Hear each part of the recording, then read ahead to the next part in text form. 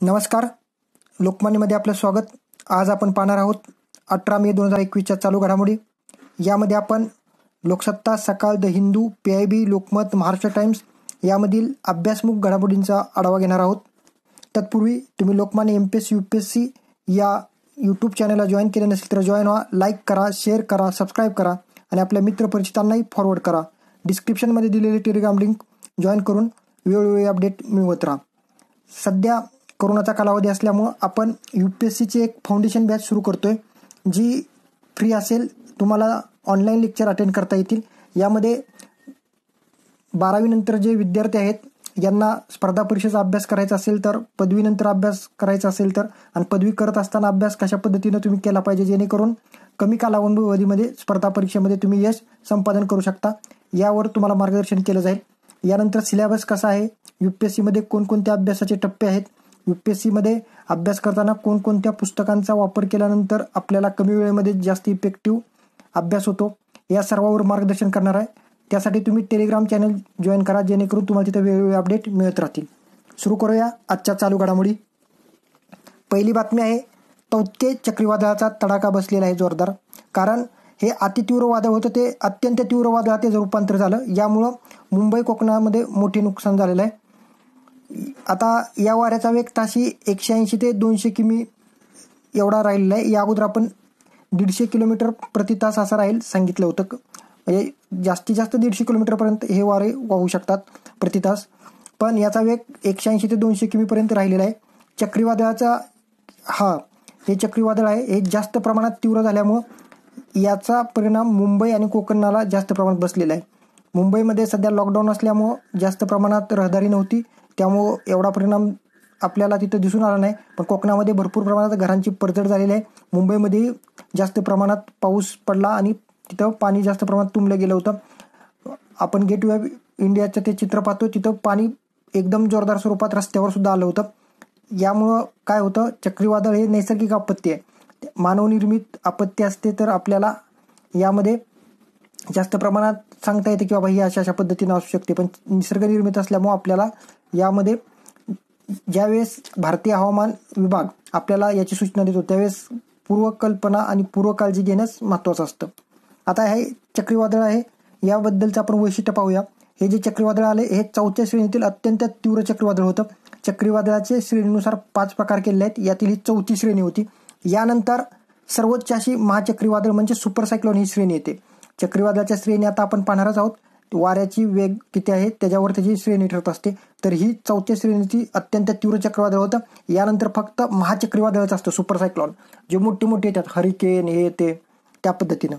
आता मान्सून पूर्व हंगामात 2010 नंतर ताशी 200 किमी वाऱ्याचा वेग गाठणारे हे दुसरे चक्रीवादळ आहे. MPSC पूर्व परीक्षेत असे प्रश्न विचारते, असे वाक्य देतो, त्यामुळे लक्षात असू द्या.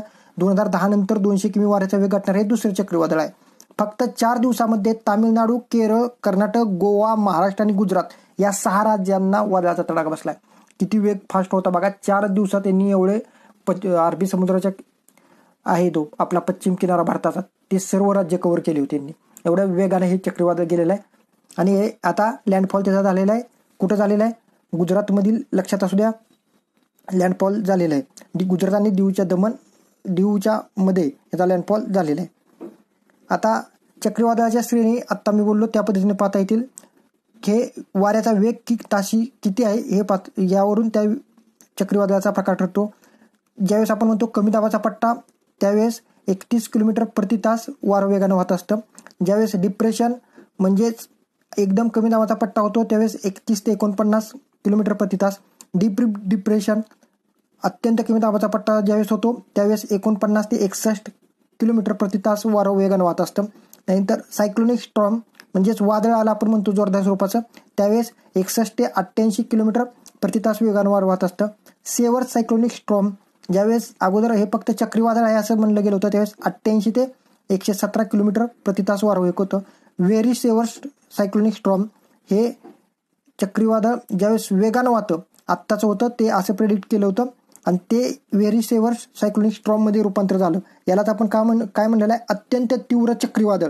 जे 4थी श्रेणी ती ही आहे, व्हेरी सेवर सायक्लोनिक स्टॉर्म 117 ते 220 किलोमीटर प्रति तास. आणि यानंतर सुपर सायक्लोन असतं ते मोर दॅन 221 किलोमीटर प्रति तास. आपल्याला लक्षात असू द्या, इंडियन मेट्रोलॉजिकल डिपार्टमेंट, भारतीय हवामान विभाग हे श्रेणी तयार केलेले आहेत. यानुसार चक्रीवादळाचे किंवा कोणकोणते टाईप आहेत, वादळ कोणत्या पद्धतीनं त्याचं श्रेणी केल्या जातात, हे अशा पद्धतीनं आहे. कधी कधी तुम्हाला UPSC मेन्स म्हणजे उत्तर लिहिताना किंवा MPSC पूर्वमध्ये प्रश्न विचारले जाऊ शकतात. सायक्लोनचे टाईप कशा पद्धतीने आहेत हे लक्षात असू द्या. यानंतर दुसरी बातमी आहे, प्लाझ्मा थेरपीची शिफारस मागे घेतलेली आहे. ICMRच्या बैठकीमध्ये सांगितलं होतं की प्लाझ्मा थेरपीचा उपयोग हा मर्यादित स्वरूपात करावा, पण सध्या प्लाझ्माचा आपण चुकीच्या पद्धतीने वापर करतोय, त्यामुळे आता ही शिफारस मागे घेतली. कारण या अगोदर सांगितलं जायचं की प्लाझ्मा थेरपीचाही शिफारस करावा. जोपर्यंत लसीचा तुटवडा आहे तोपर्यंत प्लाझ्मा सुद्धा महत्त्वाचा ठरत होता, पण सध्या वापर जो होतोय तो चुकीच्या पद्धतीने होतोय, त्यामुळं या थेरपीचा सर्वात मोठा फायदाही होत नाही. आणि दुसरी गोष्ट की रुग्णावरील उपचाराची जी पद्धत आहे ती चुकीच्या पद्धतीने होतोय कधी कधी, त्यामुळं याच्यावर शिफारस मागे घेतली. आता ही शिफारस मागे घेतली कुणी, ICMRच्या बैठकीत घेतली. मग आपल्याला याच्यात महत्त्वाचं काय, ICMR. तर ICMR म्हणजे काय, Indian council of medical research, यालाच मराठीमध्ये भारतीय आयुर्विज्ञान अनुसंधान परिषद असं म्हटलं जातं. ह्याचं मुख्यालय कुठं आहे, नवी दिल्लीला. आणि स्थापना कधी झालेली आहे, 1911 म्हणजे इंग्रजांच्या काळातच याची स्थापना झाली. लक्षात ठेवा, मेडिकल रिसर्चसाठी ही महत्त्वाची संस्था आहे. हे ICMR आपल्याला याच्या आधीच्या पेपर 3 मध्ये आरोग्य जो आपला टॉपिक आहे त्या आरोग्य टॉपिकमध्ये ह्या महत्त्वाच्या संस्थांबद्दल लोगो असेल, त्याची स्थापना असेल, या संदर्भात माहिती विचारली जाते किंवा लॉंग फॉर्मही कधी कधी विचारले गेलेले आहेत. यानंतर आर्थिक विश्वातली बातमी आहे, एप्रिलमध्ये महागाईत वाढ झालेली आहे. घाऊक महागाईचा दर, यालाच आपण होलसेल प्राइस इंडेक्स म्हणतो, 10.49% झालेला आहे. मार्च महिन्यात हा 7.39% होता. एका महिन्यात 3.1% महागाई वाढलेली आहे. हे महत्त्वाचं आहे की करोना कालावधी असताना सुद्धा महागाई तिथं वाढ झालेली आहे. मागच्या वर्षी महागाई घटली होती, यावेळेस वाढ झालेली आहे. आंतरराष्ट्रीय पातळीवर महाग होणाऱ्या कच्च्या तेलामुळे इंधनाच्या दरात मोठी वाढ झाल्यामुळे महागाईचा दर वाढलेला आहे. काय झालं, आंतरराष्ट्रीय स्तरावर जे आपण पेट्रोल डिझेल वापरतो त्याचा कच्चे तेल याला म्हणतो आपण, हे कच्चे तेल ज्यावेळेस मागतं त्यावेळेस संपूर्ण महागाई वाढते. असं का होतं, तर ज्यावेळेस मालवाहतूक केली जाते त्यावेळेस यासाठी जे मालवाहतुकीची आपण साधनं वापरतो, रेल्वे असेल, ट्रक असतील किंवा मालवाहू काही जहाज असेल, यासाठी जे इंधन लागतं त्या इंधनाच्या भाववाढ झाला तर साहजिकच त्यामुळं त्याचा वाहतुकीचा खर्चही वाढणार आहे, त्यामुळे भाववाढ होण्याची शक्यता असते. आता आपल्याला पाहावं लागतं की होलसेल प्राइस इंडेक्स आणि CPI कंझ्युमर प्राइस इंडेक्स ह्या दोन्ही काय आहेत, तर होलसेल प्राइस इंडेक्समध्ये ग्राहक किमतीचा निर्देशांक आणि ग्राहक किंमत निर्देशांक म्हणजे CPI. आता होलसेल प्राइस इंडेक्स यामध्ये पाहायचं म्हणलं तर होलसेल प्राइसबद्दल आपल्याला जी प्राइस कुठून, जिथं प्रोडक्शन हाऊस आहे तिथून होलसेल डिपार्टमेंटला येते. समजा एखाद्या कंपनीची वस्तू आहे, साखर कारखान्यातनं ही वस्तू ज्यावेळेस गोदामातनं बाहेर पडून एखादा होलसेलर असतो आपल्या तालुक्याच्या ठिकाणी त्याच्याकडे येते, त्याला होलसेल प्राइस असं म्हटलं जातं. आणि यानंतर ही छोट्या छोट्या गावातल्या दुकानात येते त्यावेळेस ती रिटेल प्राइसमध्ये विकली जाते. त्यामुळे होलसेल प्राइस इंडेक्स हा जास्त पद्धतीनं आपल्याला महत्त्वाचा ठरत नाही, पण रिटेल प्राइस इंडेक्स म्हणजेच कंझ्युमर प्राइस इंडेक्स हा सर्वात महत्त्वाचा आहे. कारण तिथं कंझ्युमरवर भार पडतो, होलसेलचा भार आपल्यावर अप्रत्यक्षित पडतो, पण जास्त प्रमाणात एवढा पडत नाही. पण रिटेल प्राइस जे असतात ज्यालाच आपण कंझ्युमर प्राइस म्हणतो त्याचा भार आपल्याला जास्त पडतो. आता होलसेल प्राइस इंडेक्सबद्दल पाहू. सर्वप्रथम 1942 मध्ये हा प्राइस मोजला गेला होता. त्यावेळेस 23 वस्तूंचा आणि 23 वस्तू नमुने म्हणजे प्राइस क्वांटिटीज आणि प्राइस कमोडिटी यांचा विचार घेतला होता.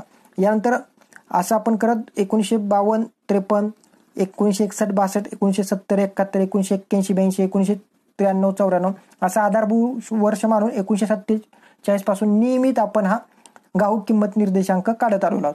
यानंतर 2012 मध्ये डॉक्टर सौमित्र चौधरी कार्यगटाच्या शिफारशीवरून आपण मे 2017 मध्ये 2011-12 हे नवीन आधारभूत वर्ष स्वीकारलं आणि याच आधारभूत वर्षाला आपण होलसेल प्राइस इंडेक्स 100 मानतो आणि त्याच्या आधारेच आपण काय करतो, पुढील महागाईचा दर काढत असतो. आता आत्ताचा जो महागाईचा आहे तो 10.49% पहिल्यांदाच हा दुहेरी अंकामध्ये गेलेला आहे. आता होलसेल प्राइस इंडेक्स मोजण्यासाठी विशिष्ट वस्तूच्या किमती पातळी विचारात घेतल्या जातात.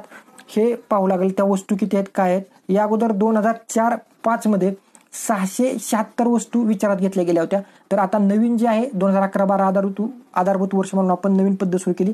यामध्ये 697 वस्तू विचारात घेतल्या जातात. यामध्ये घटक कोणकोणते आहेत, प्राथमिक वस्तू 2, इंधन व ऊर्जा 3, उत्पादित वस्तू. यामध्ये सगळ्यात जास्त भार कुणावर आहे, तर उत्पादित वस्तूवर आहे. इंधन व ऊर्जेवर भार 13% आहे, तर उत्पादित वस्तूवर भार 64% आहे आणि प्राथमिक वस्तूंवर भार 22% आहे. एकूण वस्तू किती आहेत, 697, हे लक्षात असू द्या. आणि याचं बेस इयर म्हणजे आधारभूत वर्ष किती आहे, 2011-12. आपल्याला होलसेल प्राइस इंडेक्स आणि कंझ्युमर प्राइस इंडेक्स, घाऊक किंमत निर्देशांक आणि ग्राहक किंमत निर्देशांक आपल्यासाठी महत्त्वाचे असतात, परीक्षेला विचारले जातात. यानंतरची बातमी आहे, G7 देशांनी कच्चा माल द्यावा असं युनिसेफच्या प्रमुख आहेत ना संचालक हेनरिटा फोर यांनी सांगितलेलं आहे. युनिसेफ बद्दल आपल्याला पाहावं लागेल आणि G7 बद्दल सुद्धा यामुळे पाहावं लागतं.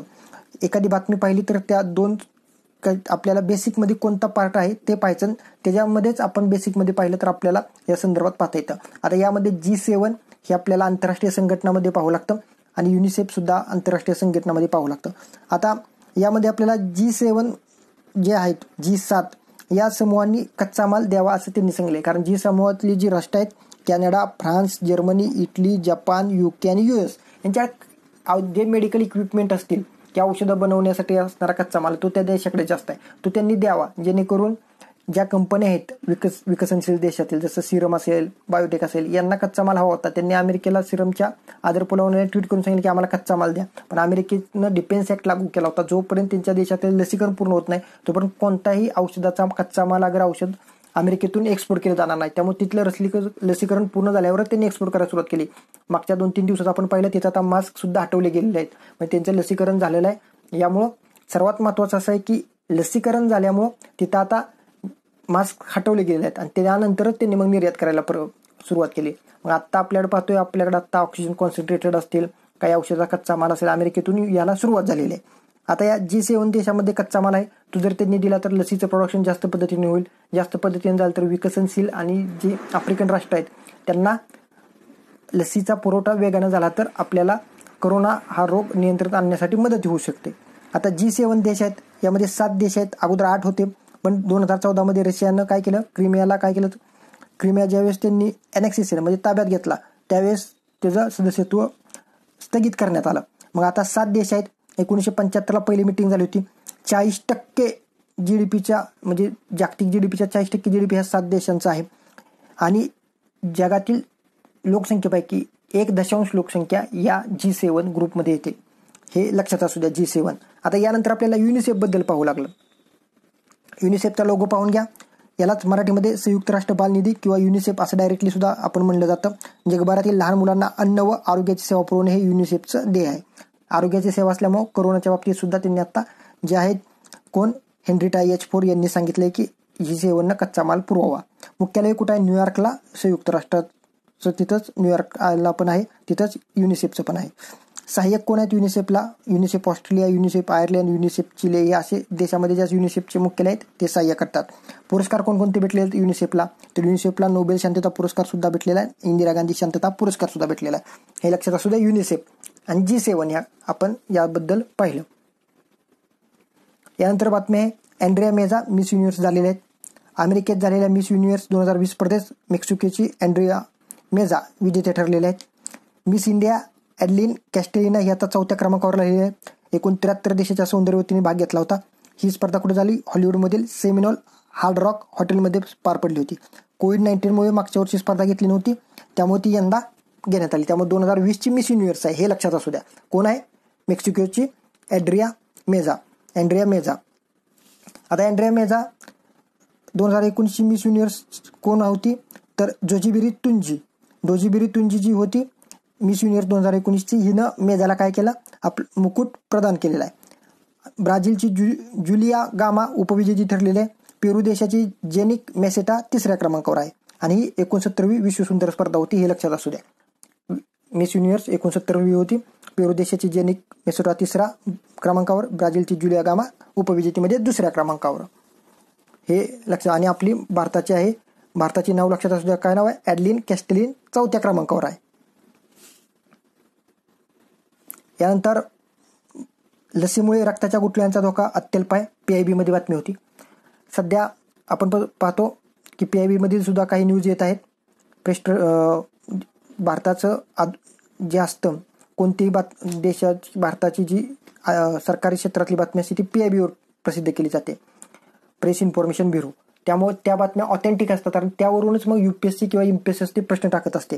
आता लसीमुळे रक्ताच्या गुठळ्यांचा धोका अत्यल्प आहे ही जर बातमी पाहायची म्हणली तर रक्ताच्या गुठळ्या काय, कोरोना म्हणजे काय, सगळ्यात जास्त कुठे आहेत, भारतात का नाहीत हे पाहावं लागतं. आता राष्ट्रीय समितीच्या आरोग्य मंत्रालयानं हा अहवाल प्रसिद्ध केला आहे. National adverse events following immunization ही जी समिती आहे हिनं सांगितलं की लस दिल्यानंतर जी ॲस्ट्राझेनिकाची लस होती कोविशिल्ड ही दिल्यानंतर ब्रिटन आणि जपानमध्ये रक्ताच्या गुठळ्या हा त्याचा काय साईड इफेक्ट आढळून आला, पण भारतामध्ये तो आढळलेला नाही, फारच कमी प्रमाणात आढळला आहे. तर यामुळं ही चर्चा सुरू होती आणि याच्या तक्रारी आल्यामुळं हा रिपोर्ट आपल्याकडे जाहीर करण्यात आला. आता कोविशिल्ड लस घेतली तर अशी गुठळी होण्याचं प्रमाण 10 लाखामध्ये 0.61 एवढं अत्यल्प आहे. कोवॅक्सिन लस घेतल्यानंतर असं अद्याप कुठं नोंद नाही. गुठळी होण्याचे हेच प्रमाण इंग्लंडमध्ये 10 लाखामागे 4 तर जर्मनीत 10 लाखामागे 10 हे आहे, लक्षात असू द्या. रक्ताच्या गुठळ्यामध्येच ब्लड कोटिंग. आता ब्लड कोटिंगचे सिम्पटम्स काय आहेत हे आपण पाहू. काय आहेत तर तुमच्या छातीमध्ये दुखायला लागतं, स्किन कलरेशन म्हणजे रक्तावर लाल आपल्याला रेषा दिसून येतात, यामध्ये तुम्हाला कधी कधी खोकला जास्त पद्धतीने येऊ शकतो, तुम्हाला ज्यावेळेस आपण श्वास घेतो त्यावेळेस आपल्याला एकदमच दम लागल्यासारखं जाऊ शकतं, तुमचा रक्तदाब आहे किंवा हृदयाचे ठोके आहेत तो जास्त पद्धतीनं वाढलेले तुम्हाला पाहायला भेटतील, तुम्हाला पायाचे गोळे दुखू लागतात, कधी कधी तुमच्या स्किन असते ना कोणती त्वचेवरची ती एकदमच गरम तुम्हाला लागू लागते, कारण तिथं रक्त गोठलेलं असतं त्यामुळे रक्तपुरवठा कमी झाला तर काय होतं गरम होते. लो पेन, कधी कधी तुम्हाला एकदमच पायाच्या गुडघ्याच्या खाली आपल्याला जास्त प्रमाणात वेदना जाणवू लागतात. हे आहेत आपल्या रक्त गोठण्याचे सिम्पटम्स यालाच म्हणतो रक्त गोठण्याच्या आपल्याला कोणकोणते सिम्पटम्स आहेत हे आपण पाहिलेलं आहे. कोविडचे सुद्धा सिम्पटम्स आहेत ते लक्षात असू द्या. तुम्हाला फटीक म्हणजे थकवा येऊ शकतो, ताप येऊ शकतो, तुमच्या तोंडाची चव जाऊ शकते, कधी कधी तुम्हाला वाससुद्धा येण्याचं बंद होतं, सतत कोरडा खोकला राहतो, तुमचा घोगरा आवाज होऊ शकतो, श्वास घेताना तुम्हाला दम लागण्याची शक्यता असते, छातीमध्ये दुखू लागतं, पोटामध्ये कधी कधी दुखू लागतं. हे आहेत कशाचं सिम्पटम्स तर कोविडचे. हे व्यवस्थित पाहून घ्या. यानंतरची बातमी आहे व्हॉट्सअपचे धोरण कायद्याने सुसंगत नाही असं सांगितलं गेलेलं आहे. ज्यावेळेस केंद्र सरकारनं दिल्ली हायकोर्टामध्ये भरपूर केसेस आल्या होत्या त्यावेळेस स्पष्टीकरण दिलं की व्हॉट्सअपचं धोरण कायद्याला सुसंगत नाही. आपला कायदा आहे जो IT ॲक्ट 2000 त्यामध्ये सांगितलं आहे की कोणत्याही जे हे असेल ते राईट टू प्रायव्हसीला हनन करणार नाही. पण व्हॉट्सअपनं काय सांगितलं त्यांची प्रायव्हसी पॉलिसी म्हणजे व्यक्तिगतचं धोरण होतं त्याच्यामध्ये 15 तारखेपर्यंत आपल्याला 15 मेपर्यंत काय सांगितलं होतं की तुम्ही हे आमचं प्रायव्हसी जे पॉलिसी आहे ते ॲक्सेप्ट करा, नाहीतर तुमचं अकाउंट बंद होईल का सुरू होईल त्यांनी अजून स्पष्ट केलेलं नाही. त्यामुळेच दिल्लीच्या हायकोर्टात जेवढ्या केसेस दाखल झाल्या त्या संदर्भात हायकोर्टानं केंद्राला स्पष्टीकरण मागितलं. मग केंद्रानं सांगितलं की हे धोरण आपलं जो IT ॲक्ट 2000 आहे त्या संदर्भात हे धोरण सुसंगत नाही. त्यामुळे आपल्याला राईट टू प्रायव्हसी लक्षात ठेवा. IT ॲक्ट 2000 हे आपल्याला पाहावं लागतं. यानंतर इटालियन खुली टेनिस स्पर्धेत जोकोविचला नमून नदाल अजिंक्य ठरलेला आहे. स्पेनच्या राफेल नदालनं पुरुष एकेरीच्या अंतिम सामन्यात सर्बियाच्या नोवाक जोकोविचचा पराभव केला आहे. हे त्याचं 10वं इटालियन विजेतेपद असेल. आता नदालने इटालियन ओपन स्पर्धेत या अगोदर कधी पटकवलं तर 2005ला, 6ला, 7ला, 2009, 2010, 2012, 13, 18, 19 अशी त्यानं स्पर्धा जिंकली.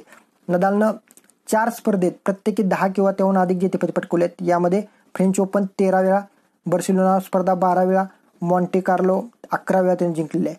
नदाल आणि जोकोविच हे 57 वेळा आमने सामने आले आहेत. त्यात नदालने जोकोविचला 28 वेळा हरवले. हे लक्षात असू द्या. किती वेळा? 28 वेळा नदालने हरवले. म्हणजे नदाल श्रेष्ठ ठरलेला आहे. हे महत्त्वाचं आहे. स्पेनचा टेनिस स्टार कोण आहे? Rafael Nadal. हे महत्त्वाचं आहे. कोणती स्पर्धा जिंकली? इटालियन खुली स्पर्धा. यानंतर बार्सिलोनाच्या महिलांना चॅम्पियन लीग स्पर्धेत फुटबॉलची स्पर्धा आहे त्याच्यामध्ये जेतेपद मिळालेलं आहे. त्यांनी चेल्सीच्या संघावर 4-0ने मात केलेली आहे. जेतेपदावर पहिल्यांदा त्यांनी नाव कोरलेलं आहे. या अगोदर ते प्रत्येक वेळा जरी ते फायनलला घेत असले तरी जिंकू शकले नव्हते, पण ह्यावेळेस ते जिंकलेले आहेत. चॅम्पियन लीगचे जेतेपद पटकावणारा बार्सिलोना हा स्पेनमधील पहिलाच क्लब ठरलेला आहे. लक्षात ठेवा, बार्सिलोना पहिल्यांदाच त्यांनी जिंकलेला आहे चॅम्पियन लीग स्पर्धा. ही महिलांची स्पर्धा आहे. कालच आपण पाहिलं फुटबॉलच्या स्पर्धा सुरू आहेत, यामध्ये आता महिलासुद्धा जिंकलेल्या आहेत. थँक्यू. अशा पद्धतीनं आपण आजच्या चालू घडामोडी पाहिल्या. तुम्ही लोकमान्य MPSC UPSC सोबत जोडले राहा. लाईक करा, शेअर करा, सबस्क्राईब करा, आपल्या मित्रपरिचितांनाही फॉरवर्ड करा. डिस्क्रिप्शनमध्ये दिलेली टेलिग्राम लिंक वेगवेगळ्या अपडेट मिळवत राहा. आणि आत्ता लोकमान्य MPSC UPSC जी मोफत UPSCची जी फाउंडेशन बॅच सुरू करत आहेत त्या संदर्भात टेलिग्रामला जी अपडेट दिलेली आहे तीही घ्या आणि बॅच जॉईन करून तुम्ही आपला अभ्यास सुरू करू शकता. Thank you very much.